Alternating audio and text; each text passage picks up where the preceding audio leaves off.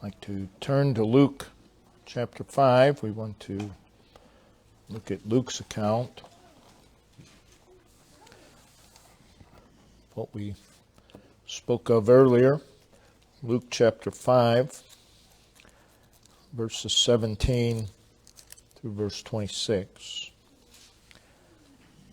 It came to pass on a certain day, as he was teaching, that there were Pharisees and doctors of the law sitting by, which were come out of every town of Galilee and Judea and Jerusalem. And the power of the Lord was present to heal them. And behold, men brought in a bed a man which was taken with a palsy. And they sought means to bring him in, and to lay him before him.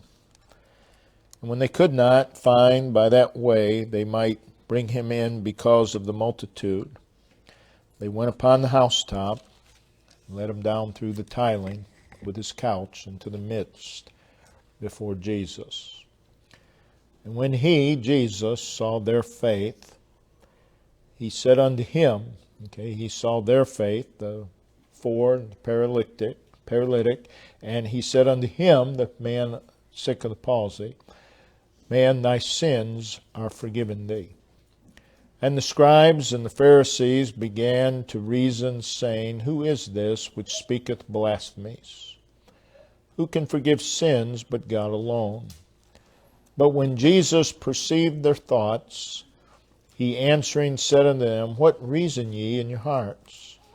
Whether it is easier to say, Thy sins be forgiven thee, or to say, Rise up and walk.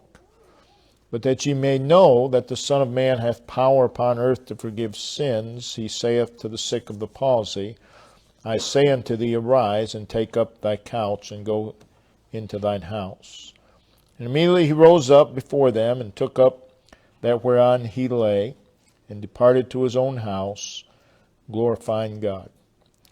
And they were all amazed, and they glorified God, and were filled with fear, saying, We have seen strange things today.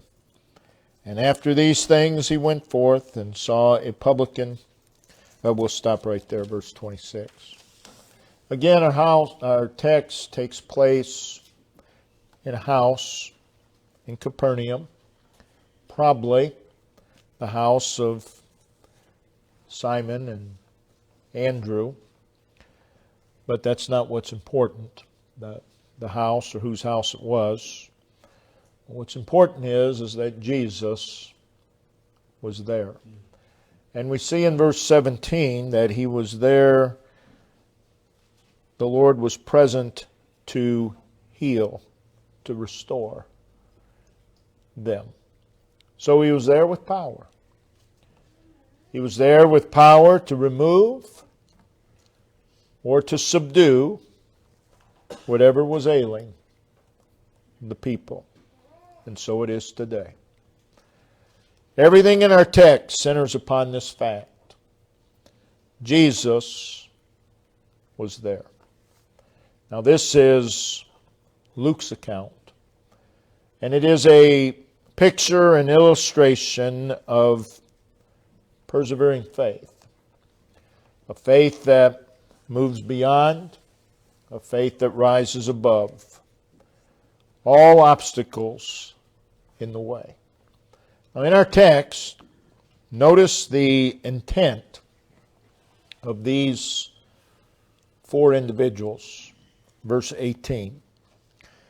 And behold, men brought in a bed a man which was taken with a palsy.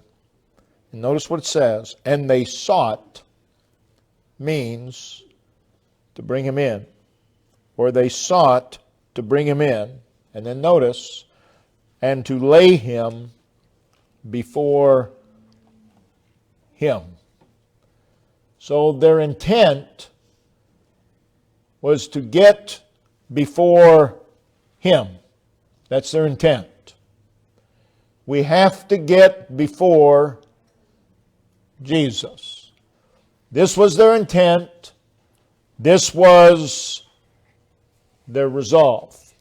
And then notice in verse 19, this is exactly what they were able to do through persevering faith. Verse 19, and when they could not find by what way they might bring him in because of the multitude, they went upon the housetop and let him down through the tiling with his couch, notice, into the midst before Jesus. That was their intent, to get this man before Jesus. And now in verse 19, we see that's exactly what they're able to do. We need faith that will bring us before Him. We need this faith every single day. We need the intent, we need the resolve to get before Him every single day. But we need the faith that will enable us to get before Him. So I want to speak a faith that brings us before Jesus or in front of Jesus. What a wonderful place to be. So again, let's consider the faith of these men.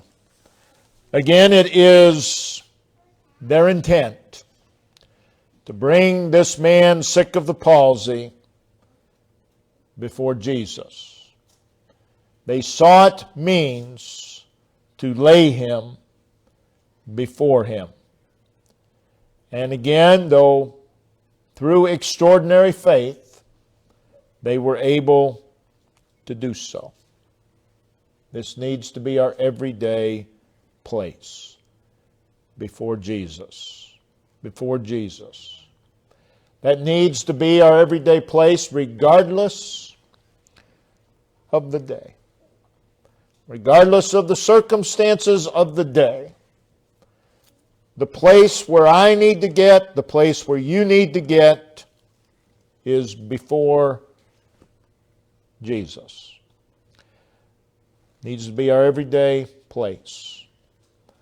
So their faith, as we saw earlier, caused them to move in the direction of Christ. This needs to be our everyday faith. A faith that causes us to move in the direction of Christ. Their faith caused them to pursue a nearness to Christ. This needs to be our everyday faith. A faith that will cause us to pursue a nearness to Jesus Christ. Regardless of the day, regardless of the circumstances, a faith that pursues a nearness to Jesus Christ. Their faith caused them to be determined, caused them to be purposeful, caused them to be unceasing in their movement toward Jesus Christ. That needs to be our everyday faith. Again, regardless of their day.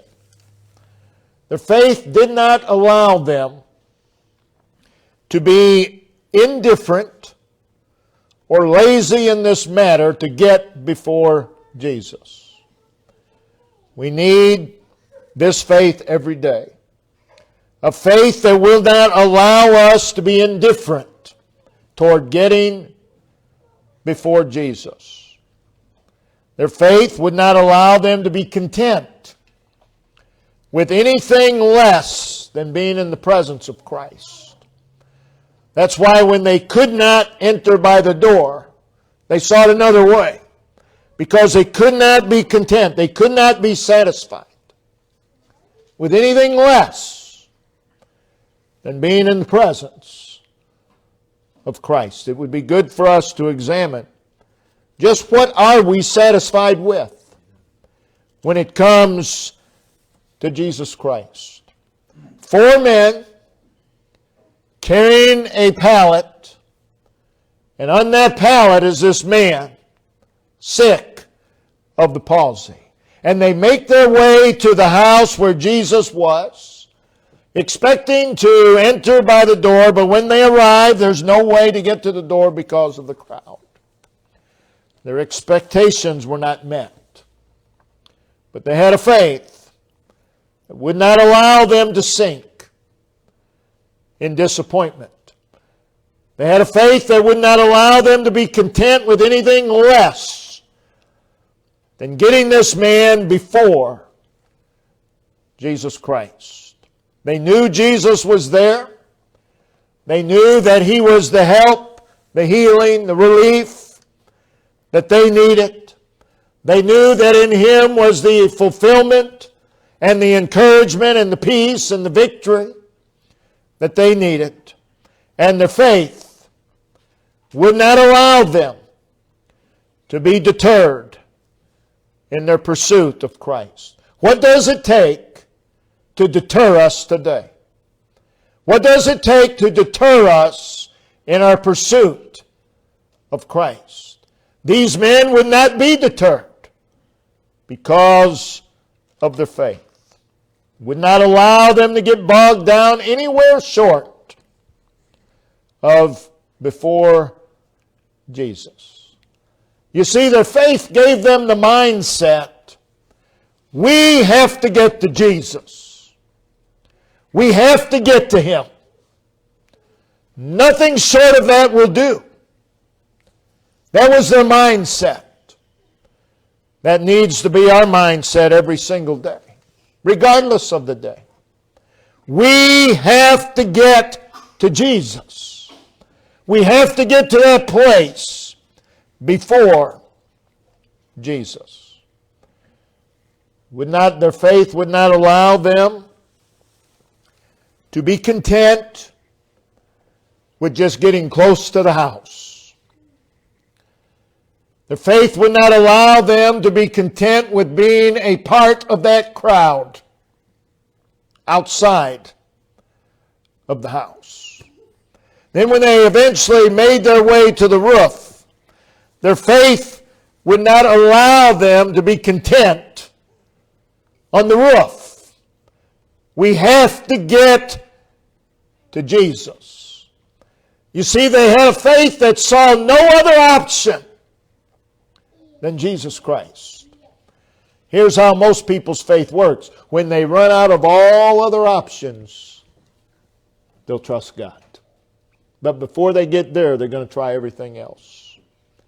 We need a faith that has no other options.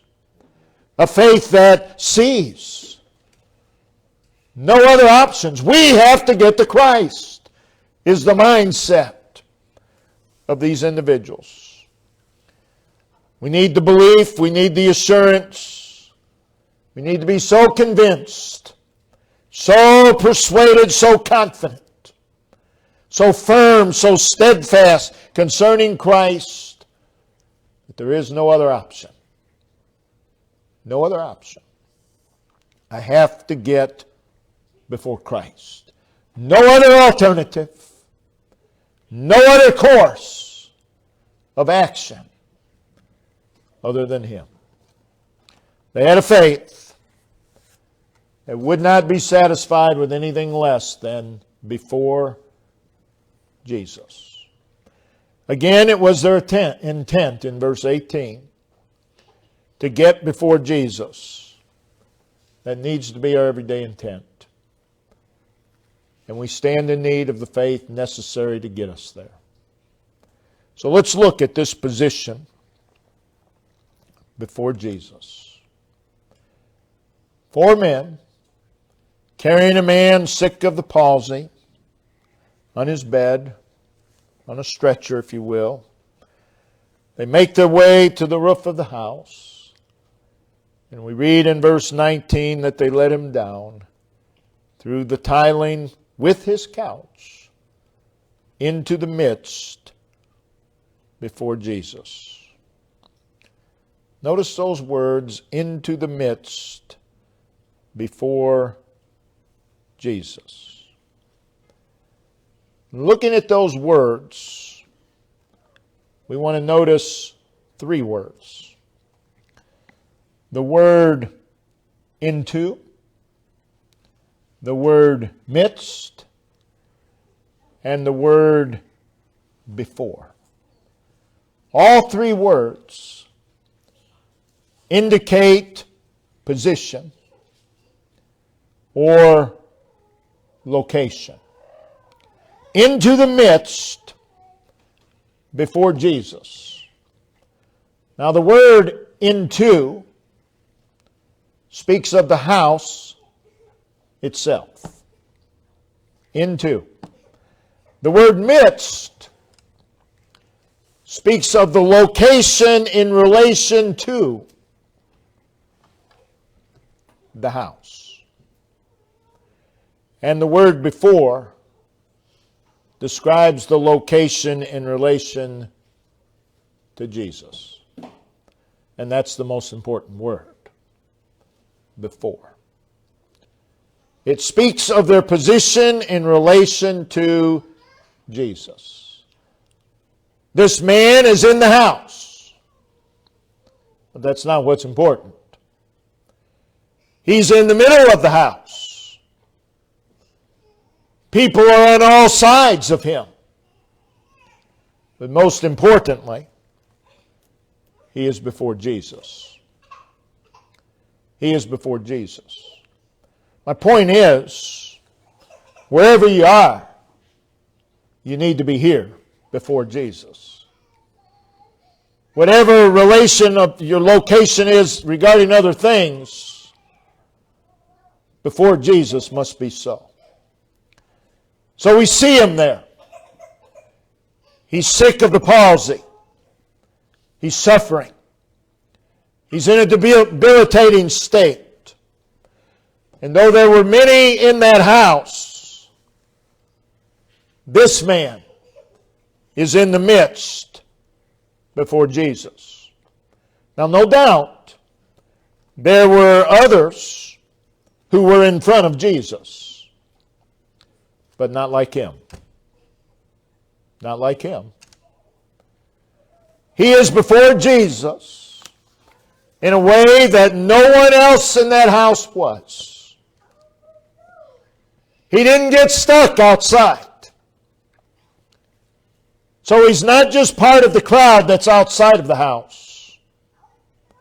And he did not remain on the roof, hearing the muffled sound of his voice. But he's in the midst before Jesus. Those two words, before Jesus, distinguish him from all others in that house. So not only is he not just part of the crowd outside, I want to say he's not just part of the crowd in the house. He's not just a part of the crowd. He's distinguished from all others. He is in a very special way before Jesus. Could he have been in a better place that day? No. Persevering faith had brought him to this position before Jesus. And it is the position that we ought to seek every day. So let's think about this position. He's in a position where he can feel the very presence of Christ. Again, he did not get stuck outside in the multitude because of the difficulties there. And he did not get stuck upon the roof because of the difficulties up there. But this man, sick of the palsy, upon his bed is lowered through the roof into the midst before Jesus. And there he is in the very presence of Jesus Christ. Outside the house is the multitude. Outside in the multitude and upon the roof of the house, he knew of the presence of Christ in the house. He could have remained outside with the multitude and he still would have known of the presence of Christ in the house. And he could have settled down on the roof, and he still would have known of the presence of Christ in the house. But he's moved beyond that. He is now in the very presence of Christ. He not only knows of, he knows by experience. So he's moved beyond knowing of Christ's presence. We can say to someone, the Lord is with you. That's true. But it won't do them a whole lot of good unless they experience it. So now, before Jesus, this man is able to feel the actual presence of Christ. He didn't feel that outside the house. He knew of Christ. He knew of His presence. Though He's in the midst, there's people all around Him. That's not whose presence he felt. He felt the presence of Christ. And I believe he did so like no one else in that house. He is before Jesus in such a way that it's like he and Jesus are the only ones in that house. Quite a difference between what he feels before Jesus and what he felt outside in the multitude and what he felt upon the roof. He's before Jesus. This is a place of great possibility. This is a place of great hope. It is a place of assurance. It is a place of peace. Before Jesus, this man knows all is well. I believe the very moment his bed was lowered before Jesus Christ, this man knew all is well. All is well. He's in the place to be. We need to get to that place every day. How do you get there? Faith. Secondly, he's in a position where not only he feels the presence of Christ in a way that no one else did, he's in a position where he can see Jesus. Again, he didn't get stuck outside in the multitude where all he could see were the people. That's all he could see outside. People everywhere. He knew of Christ's presence in the house, but he couldn't see him. All he could see were the people. When he got up on the roof, all he could see were the people below. But this man, sick of the palsy, upon his bed is lowered through that roof into the midst before Jesus. And there, not outside, not up on the roof, there in the midst before Jesus, he could look up from his bed, and what did he see? Jesus Christ. I'm absolutely certain that he did not just cast a careless gaze in the direction of Christ and then look over the crowd. No, he was focused upon Jesus Christ. He's in a place where his eyes are fixed upon Jesus Christ. Again, he's in the midst. There's people all around him. And there's a lot going on in that house. But his eyes, his attention is upon Christ. We need to get there every day. There's a lot going on every single day. But we need to get to the place where our eyes are fixed upon Jesus Christ. He can now see Jesus Christ, God Himself, in a body of flesh. Before Jesus, we said He could feel the presence of Christ. Before Jesus, everything feels different. It just feels different than it did outside with that multitude. It feels different than it did up on the rooftop. But it not only feels different, it looks different. Everything feels and looks different now before Jesus. People want to tell you how they feel, how they see things. Let me tell you, you get before Jesus, you'll feel different and see different. That's where we need to get, before Him. Again, could He have been in a better place that day? No. He's in the place to be. And He's in the place that we need to get to every day. And it requires faith. Thirdly, not only is He in a place where He can feel the presence of Christ, He can see Christ, He's in a position where He can hear Jesus Christ very, very clearly. Again, He did not get stuck outside in the multitude, where all He could hear was the people.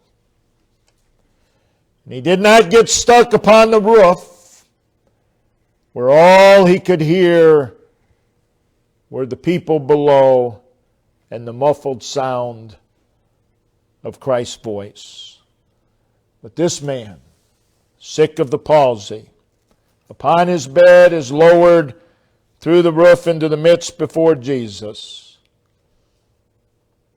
He's in a place where he can hear Jesus Christ. And I'm sure that there were many noises going on in and around that house. But this man didn't hear any of it. He didn't hear the conversations that the Pharisees were having. Only thing he heard was the voice of Christ. It was here before Jesus that he heard Jesus say in Mark 2, verse 5, Son. First words out of Christ's mouth to him was Son. Word of acceptance. Son. And all the joy that filled his heart. The trip to the house has been worth it all. Son. All they went through out in the multitude, it's been worth it all. Son. Whatever difficulties they went through upon the rooftop, it's been worth it all. Faith will persevere, and it'll be worth it all. Whatever you have to endure, it'll be worth it all when you get to this place before Jesus. It was here before Jesus that he heard those glorious words, "Thy sins be forgiven thee." He did not say, "Son, I heal you, you're healed." He got there, but he said, "Son, thy sins be forgiven thee." That's what was most important. Thy sins be forgiven thee. And all the peace that flooded his soul when Jesus said directly to him, "Your innumerable sins all the sins that you've committed. Son, they're all removed. They're all blotted out. They're all washed away. None of them are imputed to you. And all the peace that flooded his soul and the joy that filled his heart. Again, I ask you, could he have been in a better place? No. He's in the place to be. Before Jesus, everything feels different. Everything looks different. And everything sounds different. Son, thy sins be forgiven thee. Every day we need to get to this place before Jesus. Fourthly, he's in a position where he receives instruction from Christ. He received assurance from Christ, thy sins be forgiven thee. Again, he did not get stuck outside in the multitude. How many times we may wake up in the morning, and may be our intent, it may be our resolve, I want to get before Jesus, but we get stuck somewhere before we get there. That didn't happen with this man. He didn't get stuck outside. And let me tell you something, had he got stuck outside, he would have heard all kinds of instruction. Well, fella, this is what you ought to do. My mother had that, and here's what she did. You know, I had an uncle that had that, and here's what he did. This is what, he would have received all kinds of instruction. None of it would have helped him. But there's plenty of instruction in the multitude. You ought to do this. Well, here's a phone number. Call this guy. All kinds of advice. But this man, sick of the palsy, lowered upon his bed, is lowered through the roof into the midst before Jesus. And there, he's instructed. This is instruction that no one would have told him outside. Jesus said, arise. No one would have told him that outside. Get up. Arise. Take up thy couch. You'd have never heard that outside.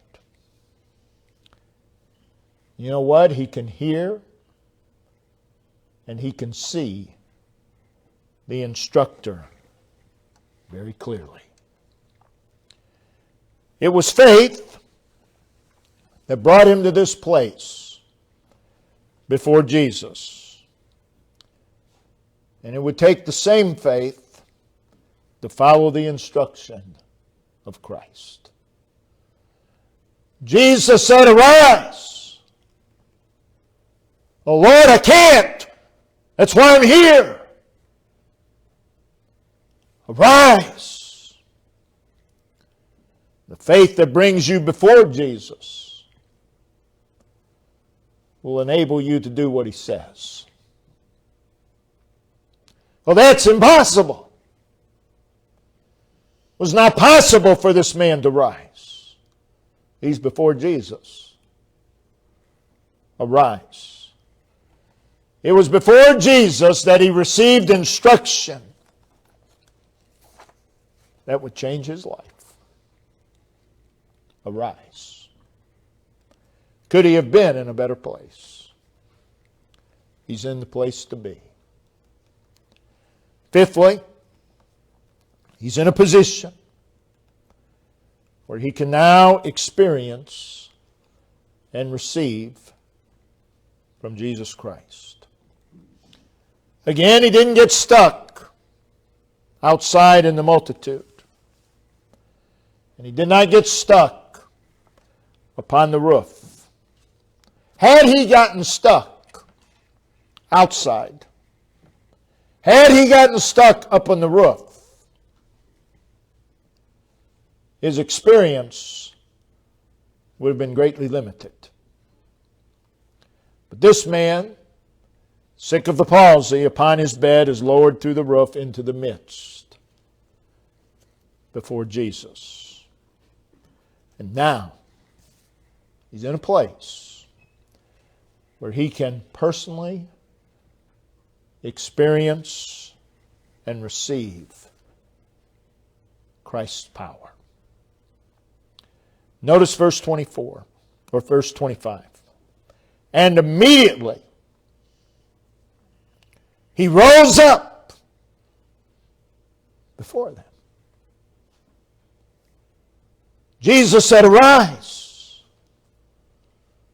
And this man began to feel something in his legs and his feet. They're coming to life. And he rose up. He got out of the bed and took up that whereon he lay. It was before Jesus that he was enabled to do the impossible. Well, I can't do that. I can't do that. I can't. Get before Jesus. You'll be surprised what you can do. And immediately he rose up, took up that whereon he lay. It was before Jesus that he received and he felt the strength to get up from that bed upon which he was carried. So there he is now. He's standing. He's standing. It was before Jesus. He's standing. But Jesus didn't just tell him to get up. He told him, when you do, I want you to bend down and pick up your bed. So there he is standing. And he reaches down. And he has the strength and the ability to pick up the bed upon which he was carried. So now look at him. He's in the midst of the house. People are all around him. They've seen him being lowered through the roof on a stretcher. But look at him. He's standing before all. And what's he doing? He's holding his bed. He's holding his bed. He is the recipient of a miracle. And where did it happen? Before Jesus. He's not only the recipient of a miracle, he is a miracle. He is a miracle. All the miraculous wonders we experience before Jesus. So look at him. He's standing. He's holding his bed. This is a blessed man. Oh, the blessing of being before Jesus. Lastly, he's in a position where great change takes place. Again, he didn't get stuck outside in the multitude. Had he done so, he would have went home unchanged. He did not get stuck upon the roof. But this man, sick of the palsy, upon his bed is lowered through the roof into the midst before Jesus. And it was there, Not outside, not up on the roof. It was there before Jesus that he was enabled to get up and to pick up his bed and to hold his bed in his hands. And then we read in verse 25, and departed to his own house, glorifying God. He's been changed. He's been changed. This is where change takes place, before Jesus. You think about it, this man was brought to Jesus, bouncing on a pallet. Perhaps there were some moans and groans along the way, but he wasn't carried home. He wasn't carried home. This man walked home. Perhaps, we don't know, but perhaps the four went with him home. Perhaps he got there before them. But let's say the four men went with him. At some point on the way home, they might have said, "You must be tired. Why don't you lay down? And we'll just carry you the rest of the way." But he said, "No, that's okay. I'll walk." And he glorified God. Praise God. Perhaps they said, "Why don't you let us at least carry your bed?" "No, that's all right. I'll carry it myself." And he praised God. He went home glorifying God. And I believe he did so all the way home. Whatever happened on the way home, be sure of this: he walked all the way.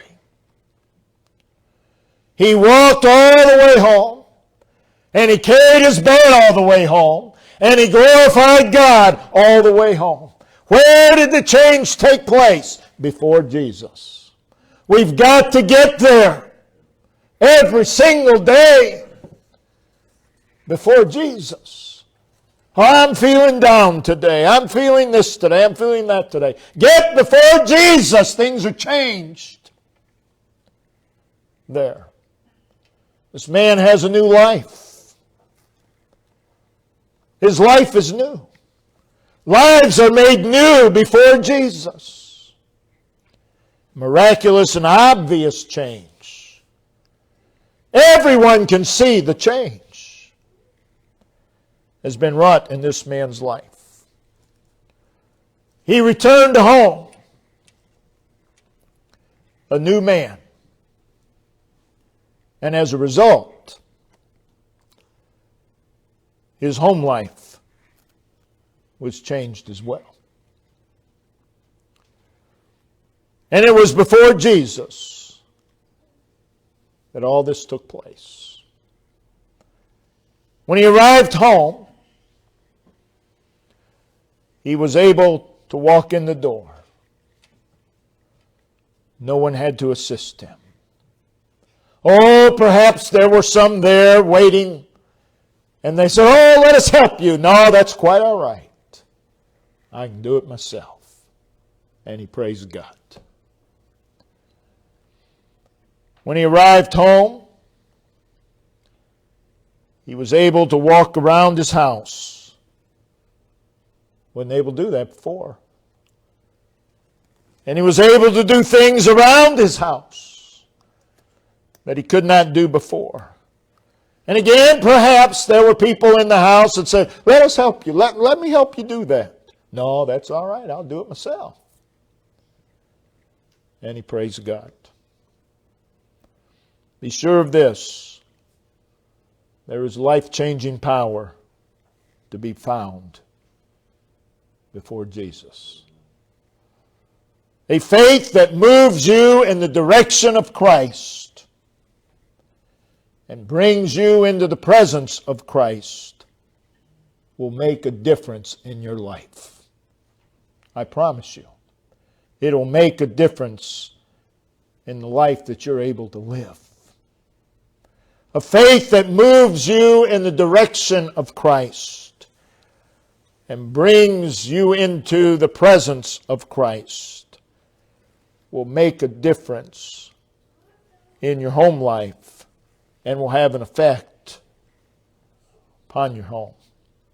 Jesus had made a difference in this man's life. There are miracles to be had before Jesus. We've got to get there. Every day. We've got to get there. Persevering faith brought this man before Jesus. And every day, it needs to be our intent. It needs to be our resolve to get this place, to get to this place. But we need the faith to get us there. Before Jesus, whatever situations, whatever conditions, whatever needs, again, it is in the midst before Jesus. He was in the midst of a lot of things going on in that house. He's right in the middle of it. But he's before Jesus. And you may be right in the middle of a lot of things. But you better make sure you're before Jesus. And that'll make all the difference. It may be in the midst of cares and burdens, but it needs to be before Jesus. It may be in the midst of difficulties and problems, but it needs to be before Jesus.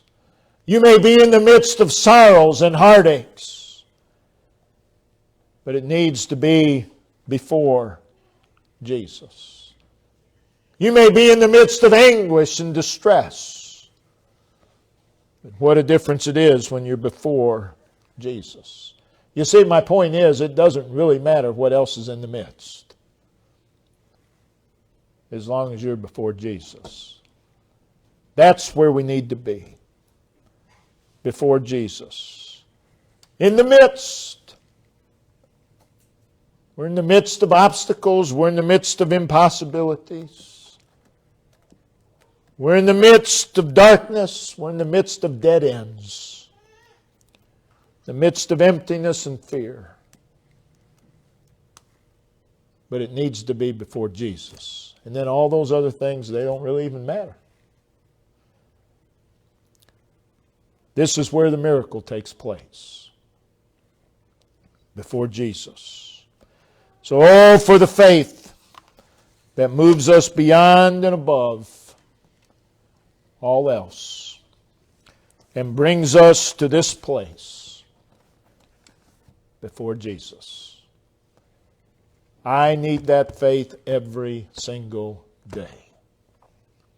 You need that faith every single day. Romans 10, faith cometh. Goes on to say by hearing, but just think of those two words. Faith cometh. Faith cometh. God's the giver of faith. What we need is faith. We need to pray every day, Lord, give me the faith that'll bring me to the position of before Jesus. God help us to have this kind of faith. Brother Dave, if you'd come and lead us.